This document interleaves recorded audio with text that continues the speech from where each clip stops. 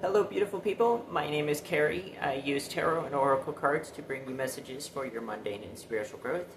Today, I want to bring you a message about a change that has happened within your heart space, a transformation that has occurred within you, and the effect on how it causes you to approach life. Guiding the reading today, we have the Piper. I want to read you the section out of the book on the Piper. Okay. The Piper. Music, order, harmony, seduction, empathy. The secret melody of the Piper drifts through our lives, offering us means to communicate from the heart and without words. His music conveys our emotions to one another, emotions that are audible only in the listening ear of our hearts. His approach to us is gentle and wordless. He may send us his melody through the whisper of leaves, the rustle of grass, the song of a bird, the hum of city traffic, the buzz of a refrigerator, or the whir of a computer. He asks that we listen to the world around us, especially to the unspoken words of others, humans and fairies, plants and trees. Among the other things the Piper offers us is the ability to bring him our sorrows and pains in the form of music so that he may help us heal them. Sing a sad song to this fairy, and he will add to it the energy of cleansing and healing, if we are open to healing. His natural music also offers us tranquility if we take the time to be still and listen to it. The Piper's music can be seductive and attractive, even magnetic. He lures us within our own daydreams. Sometimes we allow the music of the Piper to enthrall us into an illusion, especially the illusion of control over that which we cannot control. However, if we use that illusion, our own self-deceit, to break through into greater truth, it has served its real purpose. He calls to us, asking that we listen to him, to the fairies, to each other's hearts. His piping may seem elusive, hard to hear, diffused, yet it is clear, and it brings us the meaning of our lives. Working on developing more order, harmony, and beauty in your life, then you are singing to the tune of the Piper and becoming more like him as you do. So, we're looking at healing, like I said. This is a matter of a transformation, healing within your heart space, right? You, obviously, in your life, if you are attracted to this reading, have had some sort of difficulties, probably some very strong pains and struggles in your life. Maybe you've gone through something that's very traumatic. And, through the time that you've experienced that trauma, through whatever the time that you've been growing and healing for quite a long time, you didn't understand why you were going through this. But I'm getting the suspicion that you have come to an understanding of why you've had the experiences you've had. Okay, so we have the Three of Swords. Okay, and this is what I'm talking about: the heartache, the trauma, the deep pain. Not just a little bit of pain, but a deep wounding, right? We have these three swords piercing the heart. Now, I get this impression that whatever the pain and experiences that you have had, they've kind of cut you off from something, right? They maybe have exiled you. You might be the black sheep of your family. So we have the Five of Cups. Now, when we think about the Five of Cups, this individual here, he's been exiled from this city back here, okay? He's got the cups here overturned, showing, what he's lost, what cannot be repaired, what cannot be regained. But you have these two cups here, right? So this is the trauma you experienced, this is the difficulties you faced, but this is something that those challenges in your life, whatever you've experienced, cannot touch you. And what I'm getting the impression of is this here. It might be a little difficult to see on the camera, but this is a kind of little Stonehenge in the background. And if you think about the way it's positioned, it is on the same side of this river as the individual here. Okay, Stonehenge, harking back to the peoples, the Celtic peoples, Scottish, Irish. Kind of a little hard to really kind of pinpoint that out because historically, those islands have gone through a lot of changes, a lot of new people. But anyway, so this mysterious energy, relating to, we'll say, the Druids. We only know a little bit about them based off of things that we could find. There wasn't a whole lot of written record. There was a lot of destruction, but we could still get a feel for a certain current, right? And I get this impression that what we're looking at here is that whether specifically from this cultural background or not, what you cannot have taken away from you is what runs in your blood, your DNA, your cultural, your ancestral heritage.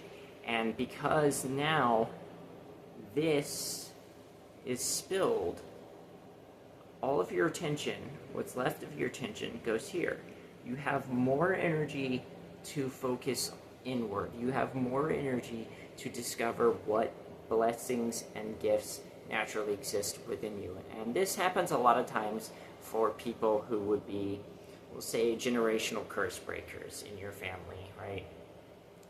You've had to take on the mantle of some sort of pain, some sort of problem that has come within your family. And by doing so, you got exiled. But your purpose here is actually as a healer. Your purpose is to stop whatever the cycle. And if you had stayed within that city, within the confines of life as we look at things today, you wouldn't have actually been the person to bring about this healing through your family line. Now, we get a little bit of a hope here because the Ace of Pentacles here is giving me this impression of like a really strong, solid foundation in something. Whatever experiences you've been through in your life, however you've tried to solve and approach the problems that you've experienced, has given you this kind of pillar of understanding, or a skill set that will continue to serve you going forward in your life. Right. So we take this Three of Swords, and you're wondering, what is beneficial about this? What do I gain from this? Well, see, the thing is, when you get to a certain point in your healing, you can start to remove the swords. Even if the wounds themselves haven't finished healing, haven't finished closing, you now have a sword. Okay? You now have insight. You now have some sort of personal power. By whatever heartbreak and pains you've experienced in your life, you have a clear understanding of what you will and will not accept. And the ability to enforce that boundary, the ability to decide what you do and don't want, right? You have this focus. You can take all the pain you've experienced, and now you have this ability to bring it into a point, to bring it into a focus, to say, I'm going to take this energy and I'm going to decide this is what I want. And a lot of us, we might move less consciously through life, but this has brought you to a point to where you are moving more consciously through your life, because life has forced you to be able to make decisions, to be able to be clear about what is okay and what is not okay for you. And you've become the Page of Swords. Okay. Same sword. You see it in her hands there. You become the Page of Swords. And, you've got this new brilliant inspiration, you've got this new outlook on things, and you really, just this excitement, you just want to take off. You want to just, go make things happen. Okay. So the interesting thing is, now because you have this discerning power, now because you have this clarity, when the cycles of life are turning, because you've been through the ups and downs, if you can stay focused, you can navigate, you know, the challenges in life. And the interesting thing about the chariot, even though you don't really get to see it in this particular deck, is that the chariot, he's an individual that left a city behind, right? Except the city isn't still standing like it is in here. So he's the lone survivor.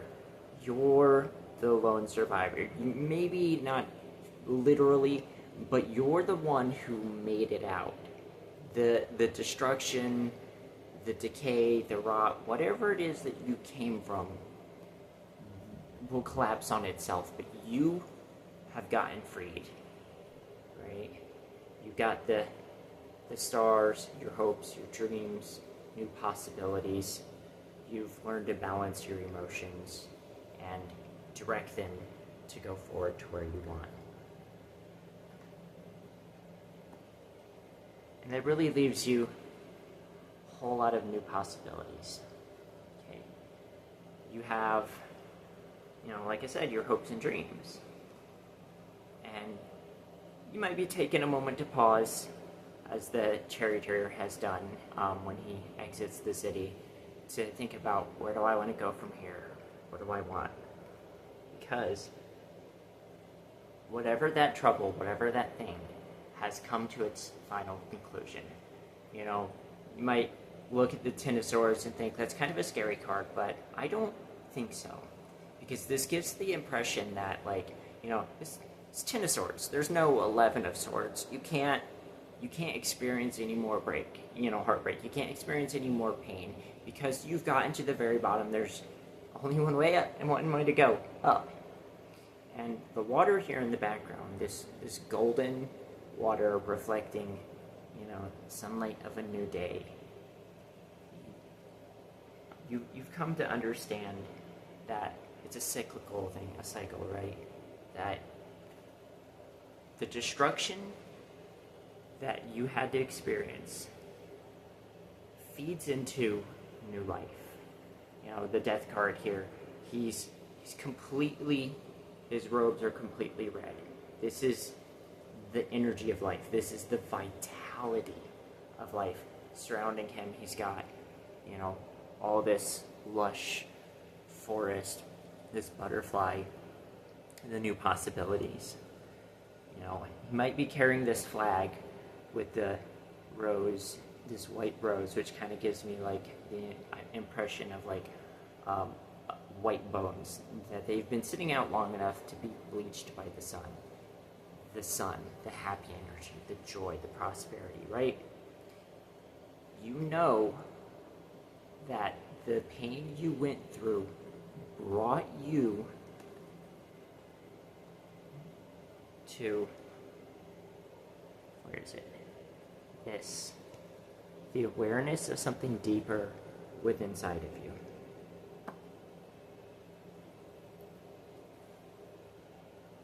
Nine of Wands.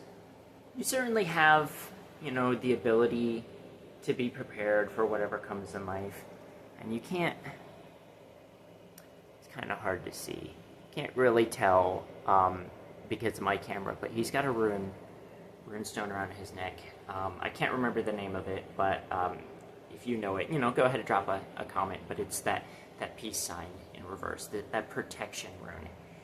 He has the skills and knowledge to keep himself safe. He's not in confrontation. He's not in conflict. He just has the capacity to protect himself. And, you pulled out that one sword earlier, but now you've pulled out the other two. Looking at the Two of Swords here, a lot of people's interpretation today of the Two of Swords would be the You Shall Not Pass card. But I'm going to harken back to an older meaning of this, which was actually, I am not impeding your way. The woman in the card, she's blindfolded. The two swords crossed were actually a gesture of nonviolence, of I'm not going to stop you, right? The sword wasn't pointed out toward you. They're not on guard. This would be a very impractical position to try to start a fight from. And being blindfolded, she's not looking at your faults. She's not looking at, your wrongdoings. You get to pass because there's an understanding that whatever you've been through, it's not really your fault. But because you've taken responsibility for your energies, your thoughts, your emotions on this, you are free to move forward.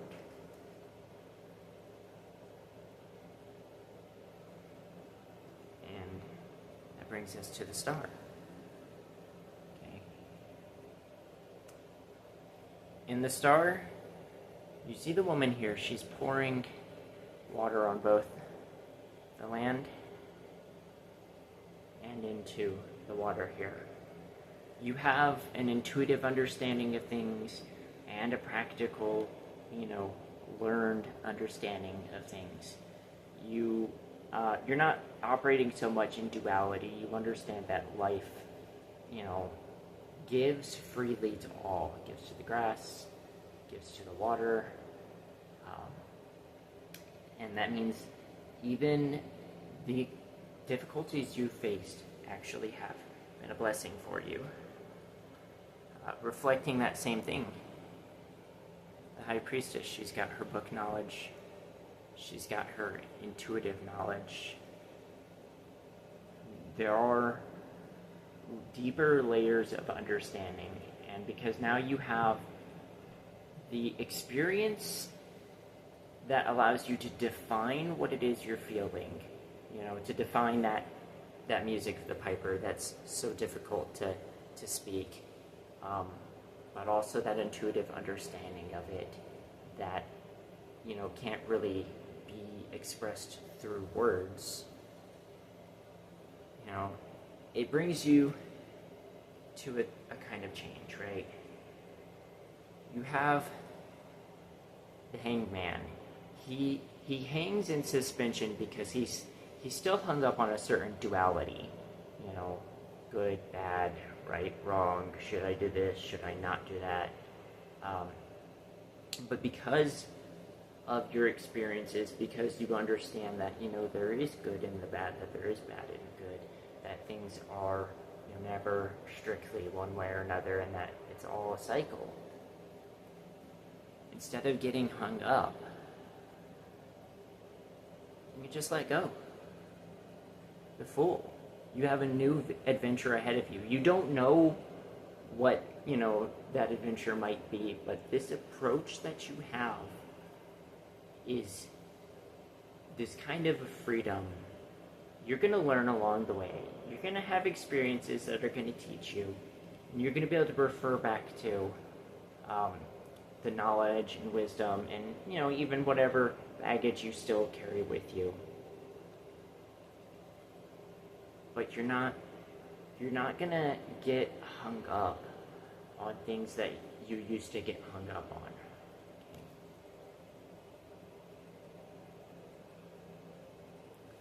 Alright, so I'm gonna go ahead and just finish this up here. Just, you've had pain, but you've chosen to heal, and because you've chosen to heal and understand the cycles, you don't find yourself getting bogged down and swamped, by your experiences anymore.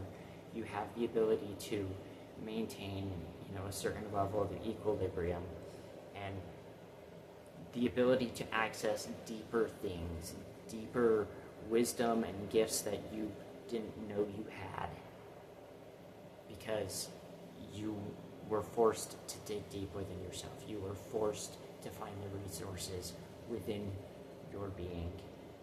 And now, you don't have to be stuck in a dualistic black and white view. You're just free to step out and, enjoy whatever the new possibilities that are coming in for you. If anything in this reading resonated with you, I would absolutely love if you would leave a comment for me, like the video. If you haven't subscribed already, please go ahead and subscribe and head into the channel. Look through the videos. I'm sure you'll find something that resonates with you, and I'll see you next time.